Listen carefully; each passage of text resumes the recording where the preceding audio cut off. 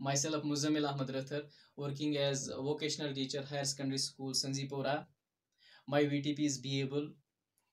अस्सलाम वालेकुम my dear students. जैसा कि आप सभी को पता है कि हम किन हालात से गुजर रहे हैं, लेकिन इन हालात में भी हमें अपनी एजुकेशन स्टॉप नहीं करनी है, we have to continue it. तो जो क्लासेस हमने स्कूल में पढ़ी थी उनमें हमने पढ़ा था एग्रीकल्चर फार्मिंग, एग्रीकल्चर इम्पोर्टेंस या एग्रीकल्चर एवोल्यूशन कैसे हुआ, सेटलर लाइफ में क्या इसका रोल था। उसके बाद जो टॉपिक है वो है फार्मिंग सिस्टम्स। तो फार्मिंग सिस्टम्स में बहुत सारी क्राइटेरियाज को लिया गया, उसके बाद इनको फ्रेम किया, या तो आपको on the basis of this whether you are growing it for family और सम अदर पर्पजेज। उसके बाद सॉइल फर्टिलिटी, या उसके बाद जो है लैंड कितना आपके पास अवेलेबल है। तो ऑन दैट बेसिस सबसे पहले हमें आता है कॉमर्शियल फार्मिंग सिस्टम।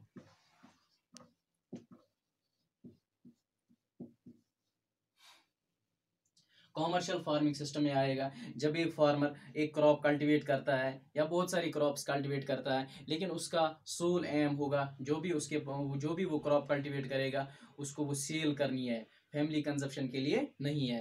और इसमें आता है ये जो फार्मर है उसके पास जो भी टेक्निक्स अवेलेबल होंगी, मॉडर्न टेक्निक्स अवेलेबल होंगी, सिंथेटिक फर्टिलाइजर्स भी यूज़ करेगा, इसमें हाई यील्डिंग दिस वेराइटीज़ भी यूज़ करेगा, और उसके बाद जो प्रोडक्शन आएगी वो उसको बेचनी होगी। तो इसमें आपको एग्जांपल है, हरियाणा के जो लोग हैं वो खाते हैं खुद वीट, लेकिन वो कॉमर्शियली कल्टीवेट करते हैं राइस। दैट मीन्स हरियाणा के जो लोग हैं वो कॉमर्शियल कल्टीवेटर हैं, किसके? राइस के। उसके बाद आएगा आपको, उसके बाद है सबसिस्टेंस एग्रीकल्चर या सबसिस्टेंस फार्मिंग सिस्टम।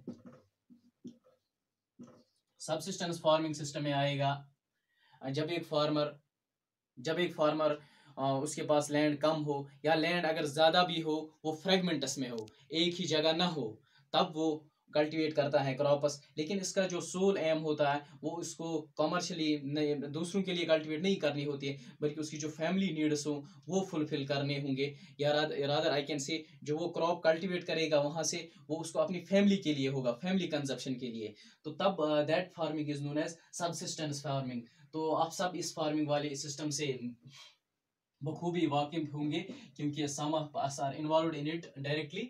उसके बाद आएगा मिक्स्ड फार्मिंग सिस्टम।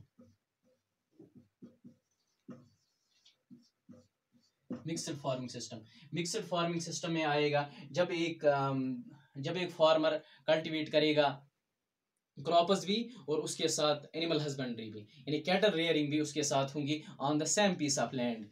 तो इसका जो मेन मोटिव है, मेन एम है, वो है इनके सब अगर सपोज कोई डिजीज आ गई, कोई पेंडेमिक आ गई या कोई नेचुरल कैलामिटी आ गई, वेदर ठीक नहीं रहा, तो उसका जो क्रॉप लॉस हो गया, यील्ड लॉस हो गया, तो उन हालात में जो उसके पास that I have already told you, उसमें रियरिंग ऑफ एनिमल्स भी की होंगी, तो जो एनिमल वाला पोर्शन होगा वो उसका लॉस कोप अप करेगा।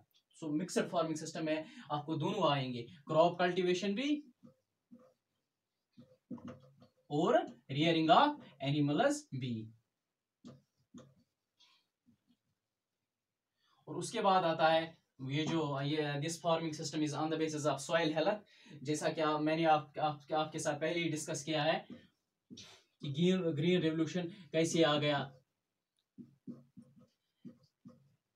कैसे एक ज़माने में इंडिया जो था वो फूड ग्रेन प्रोडक्शन में सेल्फ सफिशिएंट नहीं था, वो जो पॉपुलेशन थी हालांकि कम ही थी लेकिन उसको फेड अप नहीं कर पाता था।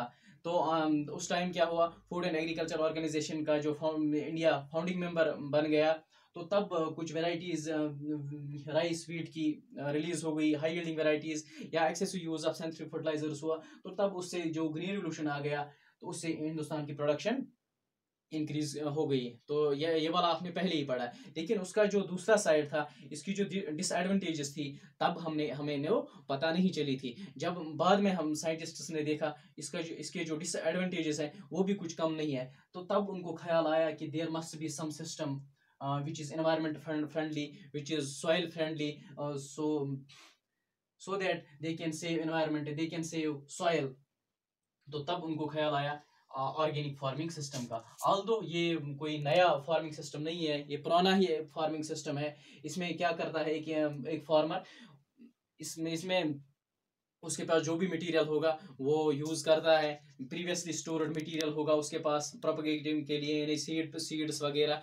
और इसके बरक्स वो यूज़ करे सिंथेटिक फर्टिलाइजर्स, वो यूज़ करता है। उसके पास जो भी फॉर्म रेजिड्यूज होंगे, ऑर्गेनिक वेस्ट्स होंगे, whether these are from animals, human wastes, और जो बायो फर्टिलाइजर्स वो यूज करता है। In other words I can say जो सिंथेटिक फर्टिलाइजर्स है उनको टोटली वो एक्सक्लूड करता है। तो that farming system is known as organic farming system.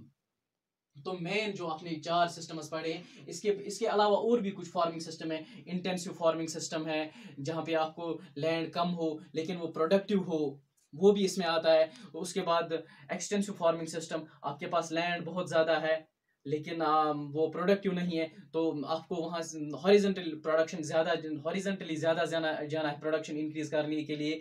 और in case of intensive production आपको वर्टिकली जाना है। दैट मीन्स आपको जो इनपुट्स हैं वो इंक्रीज करने होंगे, क्योंकि लैंड के लिए तो आप जा नहीं सकते, क्योंकि वहाँ आपको लैंड लिमिटेड है और वो बहुत ही ज़्यादा कॉस्टली है।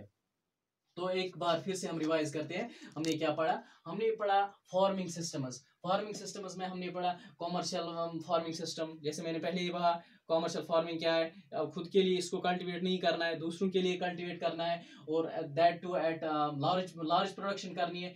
तो मैंने एग्जांपल दी इसकी, हरियाणा में जो लोग हैं वो खुद तो वीट खाते हैं लेकिन कॉमर्शियली राइस कल्टीवेट करते हैं। इसके बाद मैंने कहा सबसिस्टेंस फार्मिंग सिस्टम, मैंने यहीं से कहा कि हम में से बहुत सारे इसमें इन्वॉल्व है।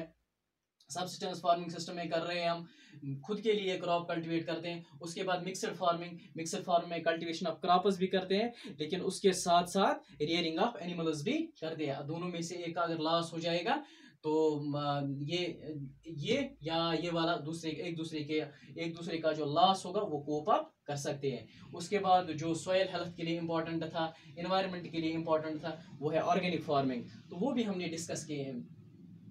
in coming lectures we will be discussing some other topics.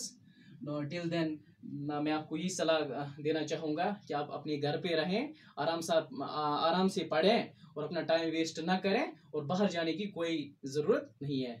Thanks.